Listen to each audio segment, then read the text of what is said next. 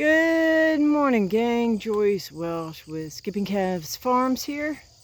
I let the mowing crew out a few minutes ago and they ran down the lane and up to the new paddock that they've got.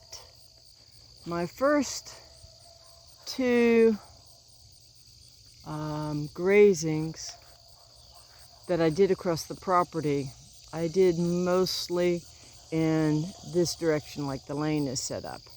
Now I'm grazing at about a 90-degree angle to that. Part of that is what the grasses are telling me, and part of that is just to make sure I don't get into too much of a set pattern. And this orientation like the lane is how I have historically moved the chickens.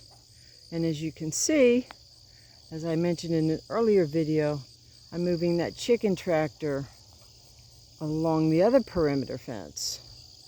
Along here, there's I'm not sure if it's Sudan grass or switchgrass along the fence line there.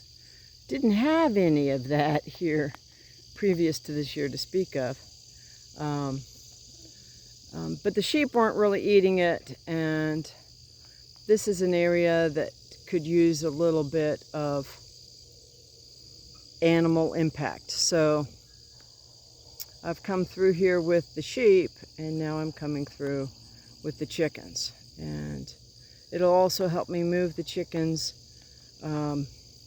down to this part of the pasture, which they have not previously grazed. So I'll be putting them out here, probably keeping them close to that north perimeter fence. But we'll just kind of see how things work out at that time, who's who, what's where, and what's the weather doing. So just a little bit of thought process there for you, gang. Also an observation. If you'll remember earlier, basically where I am standing is where my old bee yard used to be. And when I first brought the sheep on the property, gosh, I guess that was about 2 months ago. This whole area was a carpet of this low-growing vine. Now, it's kind of succulent, so it's likely to be an early spring flush type of plant, but I had never seen it before. It grew out like a carpet. The sheep hammered it to the ground. It came back pretty good. They hammered it to the ground a second time. And now, look at it. It's later in the season, but it's a lot spottier. So the question is that going to be permanent or not? Well, we won't know until next spring, will we? But these are the kinds of things to just kind of either note in your notebook, put on your notes in your phone, or mental notes don't work too well. What do they say? A dull pencil is better than a sharp memory. So with that, I just mentioned that again, mentioned that to kind of reiterate again, it's really important to kind of become familiar with your property, especially if you're like me and you're just getting started on the land.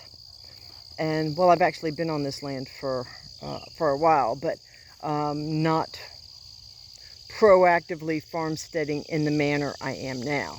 I've just started grazing, and grazing is where I see myself going forward. So that has changed in the last couple of years. But I'm rambling, and I apologize, gang. My point is this: kind of keep an eye out. Greg Judy talks about it in Ian Mitchell Ennis emphasized it at the grazing school, and that is pay attention to your grass, because any good cattleman or grazer will tell you, you can run out of water, you can run out of animals, but if you're out of grass, you're out of business. And so you want to pay attention to the grass, because your grass will change over time, and that's a good thing. It'll tell you you're healing your land. So with that, gang, I will wish you blessings for the day, and whatever you do, keep chasing the dream. I do enjoy watching my animals. Have a great day, guys.